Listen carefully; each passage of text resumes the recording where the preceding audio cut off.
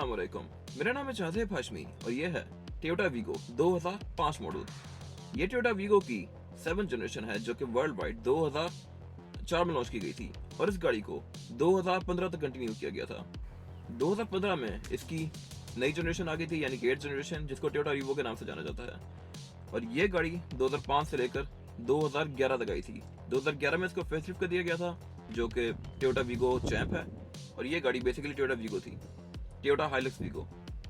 इस गाड़ी में बहुत सारे डिफरेंट वेरिएंट्स आते हैं, जैसे कि जापानीज गाड़ी, थाईलैंड का वर्जन, इंग्लैंड का वर्जन और पाकिस्तानी भी।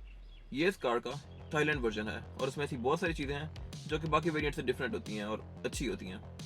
इस गाड़ी में 3.0 डीजल टर्बो इंजन आता है और उसके अलावा ये गाड़ी पाकिस्तान में भी और वर्ल्ड वाइड भी अपनी ड्यूरेबिलिटी के लिहाज से काफ़ी ज़्यादा फेमस है। इस प्राइस पॉइंट में ये एक बहुत अच्छी चीज़ है और ये बहुत काफ़ी हद तक ड्यूरेबल भी है। इसके स्पेयर पार्ट्स भी पाकिस्तान में काफ़ी इजीली अवेलेबल हैं, जो कि काफ़ी प्लस पॉइंट है इस गाड़ी के लिए। Overall it's a great car. इस प्राइस रेंज में ये एक बहुत अच्छी गाड़ी है। It's a great car and today I am going to review it. Let's start with the interior of the car. इस गाड़ी का इंटीरियर कोई ओवरऑल बहुत ज़्यादा स्पेशल नहीं है।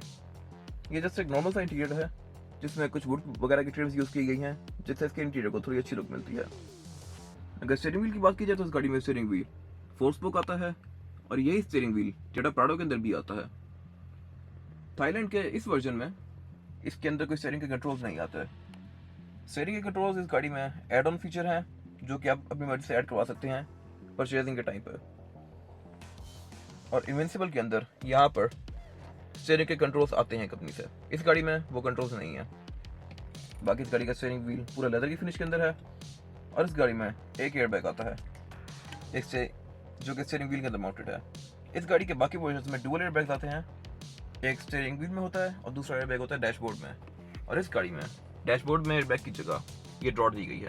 उसके बाद अगर बात कीजिए इस गाड़ी के मीटर की, तो इस गाड़ी का मीटर नॉर्मल सा है, इसमें कोई खास चीज़ नहीं है।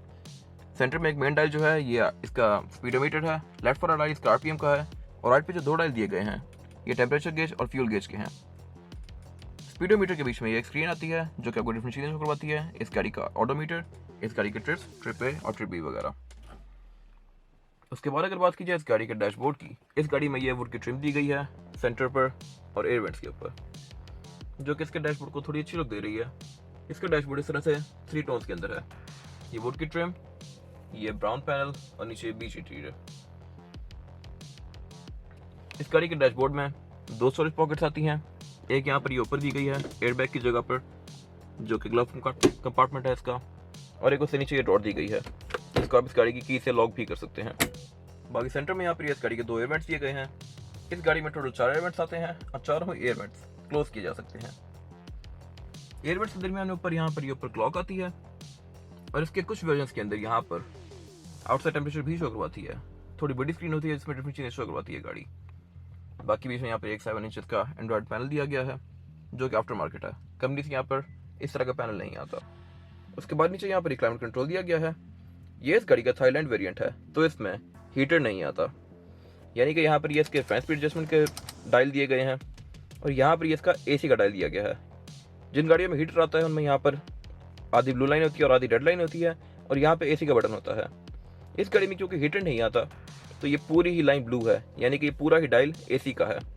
इसको आप कहीं भी रखेंगे तो AC ऑन होगा और नीचे करेंगे तो ऑफ होगा। और AC के बटन की जगह यहाँ पर ये इस गाड़ी में खाली दी गई है। उससे नीचे ये फैन स्पीड एडजस्टमेंट के बटन दिए गए हैं, ऑफ, लो और हाई, और उसके अलावा ये मोड एडजस्टर।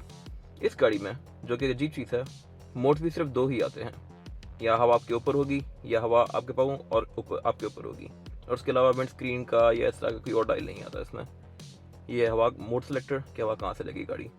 साइड पर ये 2 पॉकेट्स दी गई हैं जहाँ पर अपने वॉलेट या फ़ोन रख सकते हैं। उससे नीचे इस गाड़ी की एस्ट्रे दी गई है और उससे नीचे यहाँ पर ये इस गाड़ी का रेड विंडशील्ड डिफॉगर दिया गया है। उसके साथ 2 ब्लैंक स्विचेस हैं जिसमें आप कुछ भी लेकर इंस्टॉल करवा सकते हैं। साइड पर यहाँ पर ये 120 वोल्ट का पावर आउटलेट दिया गया है और उसके साथ यहाँ पर ये सिग्नल लाइटर भी आता है इस गाड़ी में। उसके बाद यहाँ पर नीचे ये कप होल्डर आता है, एक स्टोरेज कंपार्टमेंट। उसके बाद यहाँ पर इस गाड़ी के गेयर्स दिए गए हैं। इस गाड़ी में 2 गियर लेवर आते हैं। एक मेन गियर लेवर ये इस गाड़ी का ट्रांसमिशन का है, यानी कि PRND 3 2 ऑल लोड।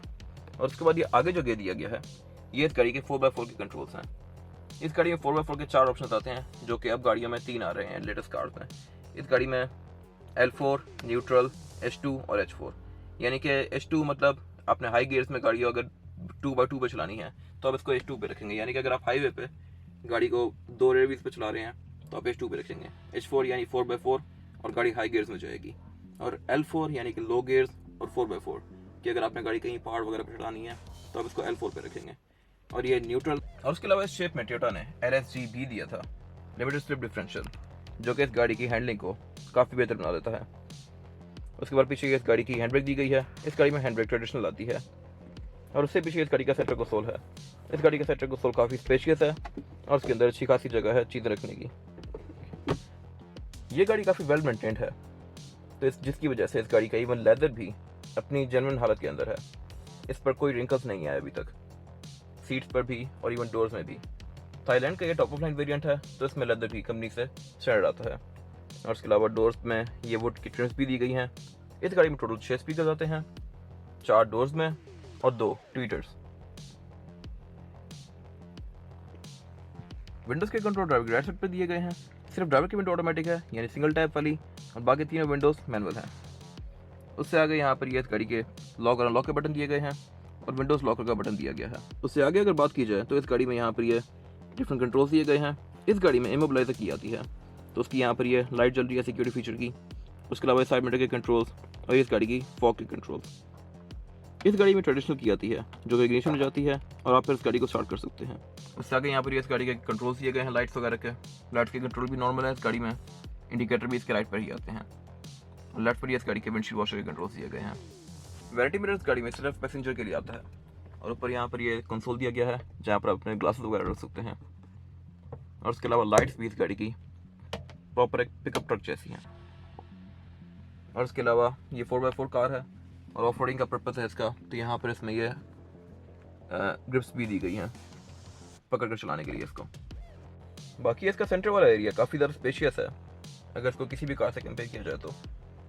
वीगो अंदर से काफ़ी खुली गाड़ी है, जिसकी वजह से इसकी ये सेंटर कंसोल वगैरह काफ़ी ज़्यादा स्पेशियस होते हैं। रेयर पैसेंजर्स के लिए इस गाड़ी की सीटिंग कैपेसिटी ठीक है, काफ़ी स्पेशियस है। मैंने ड्राइवर की सीट को मैक्सिमम पीछे किया हुआ है और बैक को भी काफ़ी हद तक लिटाया हुआ है। स्टिल मेरे पास अभी भी थोड़ा सा हेडरूम बाकी है। हेडरूम मेरे पास ठीक है, इस गाड़ी में स्पेशियस है क्योंकि ये एक पिकअप ट्रक है, तो उसमें हेडरूम का इशू नहीं है। रेयर पैसेंजर्स के लिए यहाँ पर ये स्टोरेज पॉकेट्स वगैरह दी गई हैं, विंडोज़ ऑटोमेटिक हैं और बैक पर इस गाड़ी में प्राइवेसी ग्लास आते हैं, यानी कि ये ग्लास थोड़े टिंटेड होते हैं जो कि जापानीज़ गाड़ी में मोस्टली आते हैं। और उसके अलावा बैक पर यहाँ पर 3 बंदे बैठ सकते हैं आसानी से, तीसरा बंदा आसानी से बैठ सकता है, 4 भी बैठ सकते हैं, लेकिन 4 ज़्यादा कंफर्टेबल नहीं होंगे। 3 बंदे इस गाड़ी में काफ़ी कंफर्टेबल बैठेंगे। बैक पर यहाँ पर नीचे 2 ग्लास होल्डर दिए गए हैं और उसके अलावा बैक पर ये 2 सीट बेल्ट आती हैं। उसके अलावा बैक पर कोई सेफ्टी का फीचर नहीं है यहाँ पे सच। और कप होल्डर्स वगैरह रेयर डोर्स में भी आते हैं और इस गाड़ी में बैक पर भी स्पीकर्स आते हैं रेयर पैसेंजर्स के लिए। कोई सेंटर कंसोल नहीं दिया गया यहाँ पर, जो कि अगेन पिकअप ट्रक्स में नहीं आता मोस्टली। इसके बाद अगर बात कीजिए इस गाड़ी के एक्सटीरियर की, तो इस गाड़ी का एक्सटीरियर काफ़ी इंप्रेसिव है। ये एक बहुत ही जॉइंट लुक के अंदर है ये वीगो, और स्पेशली ये थाईलैंड वेरिएंट है तो इसके ऊपर बॉडी किट्स भी यूज़ की गई हैं, जो कि इसकी लुक को और भी ज़्यादा बड़ा बनाती हैं। इस गाड़ी के फ्रंट पर कुछ मॉडिफिकेशंस हैं जो कि बेसिकली नॉर्मल वीगो में नहीं आती। ये थाईलैंड वेरिएंट है तो इसकी लाइट्स के ऊपर भी ये एलुमिनियम के फ्रिल्स हैं। इसकी फ्रंट ग्रिल भी बहुत ज़्यादा क्रोम के अंदर है। फ्रंट पर इसके ये गार्ड लगा हुआ है जो कि अगेन क्रोम की फिनिश के अंदर है। और उसके अलावा ऊपर ये इस गाड़ी में थाईलैंड किट्स के अंदर ये एयर डिफ्यूज़र भी आता है। इसके अंदर ये डिफ्यूज़र दिया गया है जिसके ऊपर वीगो की ब्रांडिंग है और उसके ऊपर ये एक इंटरकूलर का इंटेक भी दिया गया है। इस 3.0 वीगो में इंटरकूलर ऊपर की तरफ आता है D4D इंजन में, तो उसका ये एयर इंटेक ऊपर दिया गया है। इसके जो छोटे इंजन आते हैं 2.5 वगैरह, उसमें यहाँ पर इंटरकूलर नहीं आता, उसमें इंटरकूलर फ्रंट ग्रिल के अंदर आता है। बाकी इस गाड़ी का फ्रंट लुक काफ़ी खूबसूरत है और यहाँ पर ये एक साइड मिरर भी दिया गया है ऊपर, जो कि आपको गाड़ी की एक तो कॉर्नर्स का अंदाज़ा लगाने में हेल्प करता है और उसके अलावा नीचे देखने में हेल्प करता है कि यहाँ पर अगर कुछ है तो नहीं है इस तरह की चीज़ें। इसके अंदर भी 2 मिरर आते हैं। इस गाड़ी की हेडलाइट्स में सिंगल ही पॉइंट आता है और उसके अलावा इंडिकेटर भी इस गाड़ी की हेडलाइट के अंदर ही माउंटेड है और उससे नीचे इस गाड़ी की फॉग लैंप्स दिए गए हैं। उसके बाद अगर बात कीजिए इस गाड़ी के साइड इंडिकेटर्स की, तो इस गाड़ी के साइड इंडिकेटर्स बेसिकली फेंडर के अंदर आते हैं और इसमें ये साइड मिरर्स आफ्टर मार्केट लेकर लगवाए गए हैं, जिसमें साइड इंडिकेटर्स साइड मिरर्स के अंदर माउंटेड हैं। जिस गाड़ी में साइड इंडिकेटर्स साइड मिरर्स के अंदर आते हैं उसमें फेंडर में नहीं आते, जैसे कि वीगो चैम्प में।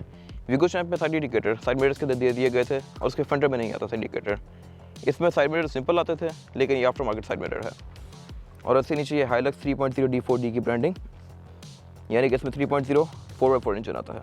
और उसके अलावा साइड पर ये इस गाड़ी की किट्स भी दी गई हैं, जो कि बेसिकली नॉर्मल वीगोस में नहीं आती पाकिस्तान में, और इवन इन्विंसिबल के अंदर भी ये वाली किट्स नहीं आती।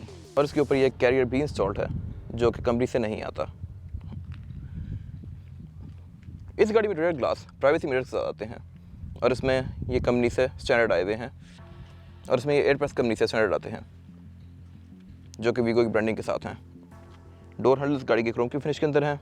उसके बाद अगर बात कीजिए इस गाड़ी के रेयर लुक की, तो इस गाड़ी की टेल लाइट्स वीगो चैम्प की इंस्टॉल्ड हैं, और इसमें टेल लाइट्स जो हैं वो इस तरह की आती हैं। बाकी ओवरऑल बैक से ये गाड़ी काफ़ी ह्यूज लगती है, और उसमें नीचे ब्लैक कलर का बम्पर आता है। सेंटर में यहाँ पर एक ब्रेक लैम्प दिया गया है और ट्रंक ओपनर दिया गया है। इस गाड़ी में ट्रंक ओपनर के लिए कोई लॉक नहीं आता, यानी कि अगर आपकी गाड़ी खड़ी है तो कोई भी आकर इसको ओपन कर सकता है, जो कि अगेन मैटर नहीं करता इतना, क्योंकि वैसे भी अगर ट्रंक ना भी ओपन करे कोई और ट्रंक ना भी लॉक हो तो ऊपर से आगे चीज़ें निकाली जा सकती हैं। इस गाड़ी का बेड भी काफ़ी ह्यूज है। इस गाड़ी के बेड पर इतनी जगह होती है कि आप आराम से एक बाइक फिट कर सकते हैं, और उसके अलावा इस गाड़ी की लोडिंग कैपेसिटी भी काफ़ी ह्यूज है। ये गाड़ी 2500 से 3000 kg तक का वेट उठा सकती है। इस गाड़ी के बेड में यहाँ पर ये हुक्स दिए गए हैं, जिसमें आप अपना सामान आसानी से बांध सकते हैं। इस गाड़ी में ये बैक पर बॉक्स भी इंस्टॉल्ड है, यानी कि अगर आपने कोई अपना सामान वगैरह रखना है जिसको आप बारिश से बचाना चाहते हैं तो वो आप इस बॉक्स के अंदर रख सकते हैं। और इसका ये जो डोर होता है बेड का, ये भी काफ़ी स्ट्रॉन्ग होता है कि इवन आप इस पर चढ़ कर बैठ सकते हैं और इस पर सामान वगैरह भी लोड कर सकते हैं। बैक पर ये इस गाड़ी का बॉक्स इंस्टॉल्ड है, जिसको अगेन आप चाबी से लॉक भी कर सकते हैं, और ये काफ़ी स्पेशियस है अंदर, जिसमें आप अपना सामान वगैरह रख सकते हैं जो कि आप अपना बारिश वगैरह से या धूप से बचाना चाहते हैं। इसके अंदर रखकर आप इसको बंद करके लॉक भी कर सकते हैं। ये इसमें रूफ रैक इंस्टॉल्ड है, जो कि कंपनी से स्टैंडर्ड नहीं आता, ये आफ्टर मार्केट है।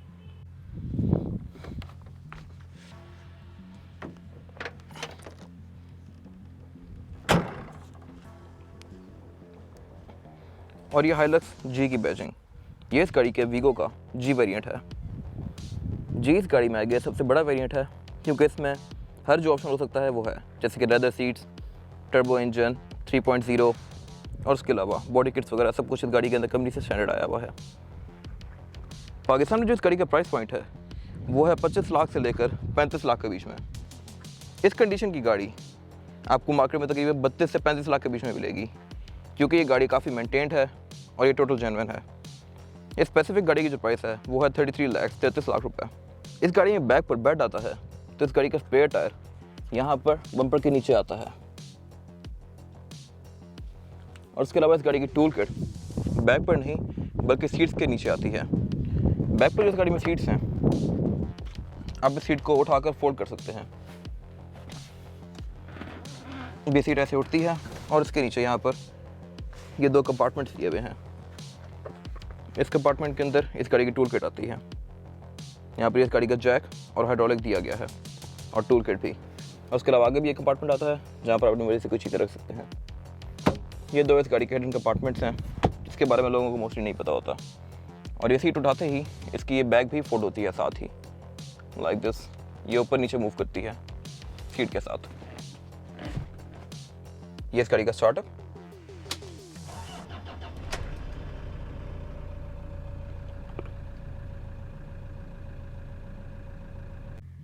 इंजन इस गाड़ी में 1 kd आता है। 1 kd इंजन 2005 से लेकर 2016 तक आया है। इवन रिवो में भी ये इंजन दिया गया है कुछ साल, 3.0 D4D। आपको काफ़ी सारे रिव्यू नज़र आएंगे जिसमें साइड डोर्स के ऊपर लिखा हुआ था 3.0 D4D। तो वो बेसिकली यही इंजन है जो कि 2005 से आना शुरू हुआ था।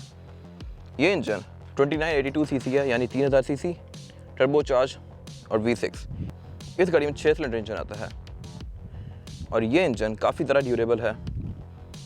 इस इंजन की लाइफ एस्टिमेटेड जो होती है वो तकरीबन 5 से 6 लाख किलोमीटर होती है, अगर आप इसको सही मेंटेन करें तो। और ये इंजन पावर और एफिशिएंसी दोनों के लिहाज से काफ़ी ज़्यादा फेमस है। ये गाड़ी आपको लॉन्ग पर अगर आप इसको प्यार से चलाते हैं, यानी 90 to 120 की स्पीड के बीच में, तो ये गाड़ी आपको 16-17 किलोमीटर पर लीटर तक की भी एवरेज दे सकती है। और विद इन सिटी, जैसे मेरा रूट मोस्टली लॉन्ग ही होता है हाईवेज़ के ऊपर, तो मुझे ये गाड़ी तकरीबन 15-14 की एवरेज देती है डेली, जो कि काफ़ी अच्छी है इस इंजन साइज़ और इस बॉडी साइज़ के लिहाज से। 14 से 15 किलोमीटर पर लीटर एवरेज वेट्स या पासो वगैरह की होती है, जो कि इतनी बड़ी गाड़ी से बंदा एक्सपेक्ट नहीं कर सकता, लेकिन स्टिल ये गाड़ी इतनी एवरेज ऑफर करती है। रीवो में अब नया इंजन दे दिया गया है 1GD, जो कि आई गेस इससे भी थोड़ा बेहतर है बोथ एफिशिएंसी और आउटपुट के लिहाज से, लेकिन स्टिल ये इंजन भी काफ़ी अच्छा है। इसके ऊपर यहाँ पर इंटरकूलर आता है, जिसके ऊपर यहाँ पर इंजन में बोनट में स्लॉट दिया गया है, और उसके अलावा इस गाड़ी की बोनट के अंदर भी इंसुलेशन आती है। इस गाड़ी में ABS, LSG और इस तरह की चीज़ें इस वेरिएंट के अंदर कंपनी से स्टैंडर्ड आती हैं। बाकी अगर ड्राइविंग के लिहाज से बात की जाए तो ये गाड़ी ऑब्वियसली कार से तो थोड़ी होती ही हैं कम कंफर्टेबल, लेकिन स्टिल इनकी ड्राइविंग काफ़ी अच्छी है। ये इंजन अपनी ड्यूरेबिलिटी के लिहाज से काफ़ी ज़्यादा फेमस है। इस इंजन में बेसिकली कोई मेजर फॉल्ट्स नहीं आते, जस्ट इसमें जो एक नॉन फॉल्ट है वो इसके इंजेक्टर्स का है। इसके इंजेक्टर्स अगर ख़राब हो जाएं तो इसमें 4 इंजेक्टर आते हैं। एक इंजेक्टर 1,20,000 का है, और इसके ख़राब होने की मेनली जो वजह होती है वो होता है गंदा डीजल। अगर आप डीजल किसी आम जगह से मतलब किसी गंदे पंप से डलवा लेंगे तो वो इसके इंजेक्टर्स को ख़राब कर देता है, और इसका पर इंजेक्टर जो कॉस्ट आती है वो है तकरीबन 1,20,000। तो यानी कि अगर आपके 4 इंजेक्टर्स फट जाएँ तो आपको तकरीबन 4,80,000 रुपये का खर्चा खुल जाता है, जितने का इसका पूरा मेरे ख्याल से इंजन आ जाएगा नया। तो आप इंजेक्टर्स की केयर के लिए इसमें डीजल अच्छा डलवाएँ, बाकी उसके अलावा ये कोई इशू नहीं करता। और इस गाड़ी में टायर साइज़ जो है वो है 275, 70 और 16।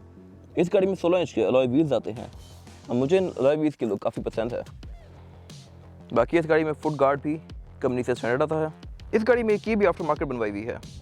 इस गाड़ी की की में ये लॉक, ट्रंक रिलीज और अनलॉक का बटन आता है, और उसके अलावा ये जैक नाइफ की है। इसमें ऊपर बटन दिया गया जिसको दबाकर आप इस गाड़ी की फिजिकल की को निकाल सकते हैं, जो कि जाके इग्निशन में लगती है और उससे आप ये गाड़ी स्टार्ट कर सकते हैं। ये था आज का रिव्यू। अगर आपको रिव्यू पसंद आया तो इस रिव्यू को लाइक कीजिए, मेरे चैनल को सब्सक्राइब कीजिए, और अगर आपके पास ये गाड़ी है तो अपनी राय को कमेंट सेक्शन में ज़रूर शेयर कीजिएगा, ताकि वो लोग जिनके पास ये गाड़ी ऑलरेडी है या वो लोग जो ये गाड़ी लेने वाले हैं वो आपकी राय से फ़ायदा उठा सकें। अपना ख्याल रखिएगा। Thank you.